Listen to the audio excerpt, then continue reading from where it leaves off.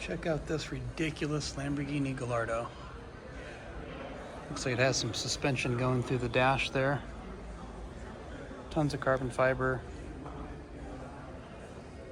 Got the aerodynamic wheels, running some Toyo R888Rs.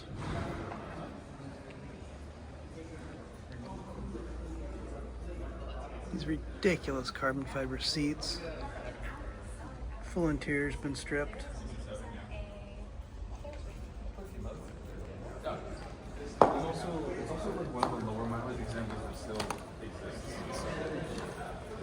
Look at that massive turbo.